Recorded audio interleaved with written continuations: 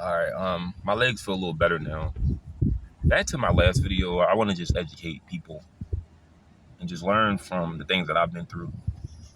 It's more like education than anything. But I told you I have three siblings biologically, and out of all three of them, I don't have like contact with them, as in like my comfort level. I'm not really comfortable contacting them, like talking to them. Like one, I believe lives. I don't even know where he lives at, honestly. I think he's out of state, but I haven't seen him in a long time. I haven't seen him in years. It's going to be like 8 years now. Another one I haven't seen since 2018, and my other one I talked about on his channel a little bit. I haven't seen him. It's going to be 1 year next month, and people, the siblings that you are close with, you do drift apart from each other over time. But the ones that you don't know very well, it's just nothing when you don't have a bond with them. It's like it doesn't matter to you if you don't know someone very well. But I knew I knew one of my brothers, like he's a half brother, sort of. Growing up, when he would come over, I loved it when he would come over. When he came over for holidays or just sometimes during the summertime, I loved his company. But the older we got, and when my parents split up, we just had more tension because it was just like my dad had three children. He has four, but they're by different women. And then he divorced my mother with somebody else, and that does and this is just something that I've taken notice of. I don't know about y'all, but it's very common in the black community for a man and a lot of times a woman to have a lot of children by different people, different women, different men. I mean, I don't know about y'all, but I keep saying I don't know about y'all, but that's sort of one of the problems why black households are very dysfunctional. There's no sense of marriage, no sense of commitment, no sense of staying together. You know, it's very common for a black man and a black woman to have multiple children by different men. No one gets married. The guys at my job, they were talking like, I got 3 kids, not married. The other dude, I had 2 kids, no ring on his finger.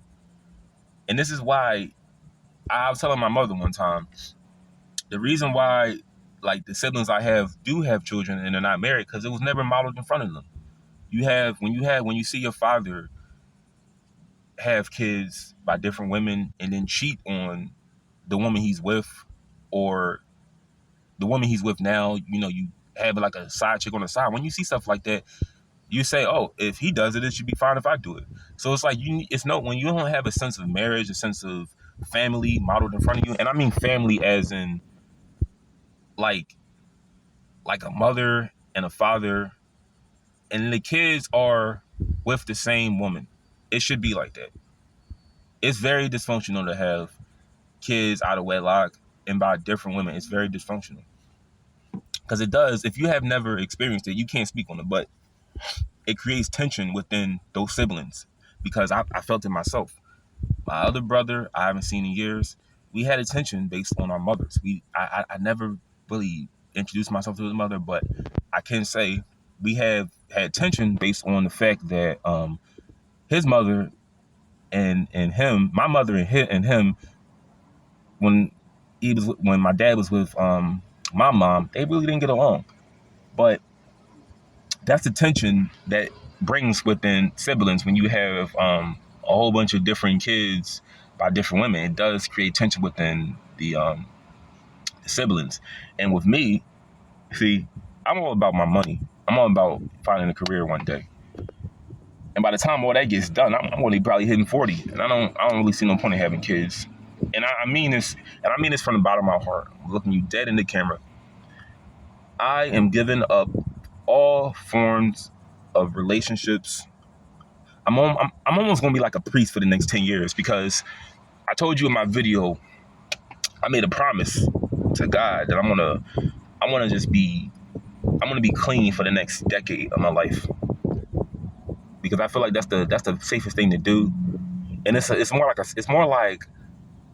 a sacrifice as well. I don't call it sacrifice. You got to die to sacrifice something, but I'm gonna call it like I'm giving myself up for the next 10 years. I'm saving myself for the next 10 years.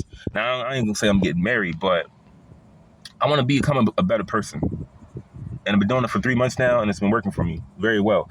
But, and I'm gonna tell you, after the second month, you sort of just like, you feel more normal after the second month. It may seem really hard, but trust me, it pays off over time. But, I can't see myself getting married and having kids because I don't know what it means to, and without looking on YouTube for these kind of answers, I don't know what it means to be married. I don't know what marriage is because I never had the model in front of me.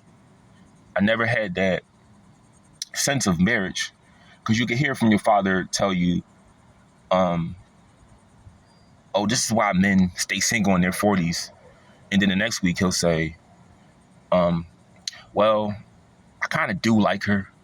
I know she can get on y'all nerves, but you know, she does good sometimes too. So it's like, one thing I'm trying to fight off, a lot of men deal with this. They're trying to be real clean in this video. Their third leg is their biggest weakness, because their third leg gets them in a lot of trouble financially and legally. Their third leg manipulates them into doing things they wouldn't do for anybody else. And their third leg is why they have a lot of kids and they pay child support. But that being said, black families, in my opinion, and I ain't saying white families are perfect, but black families, in my opinion, they don't value marriage at all. Marriage is not looked at as something cool. I mean, people got married back then. If you had a kid out of wedlock in the 1950s, they would probably send you down south somewhere until you had your child, and then you'll come back. They would not glorify a 16-year-old girl being pregnant in Alabama in the 1950s. But in this time, oh yeah, they do. You have great-grandmothers that are 35 years old.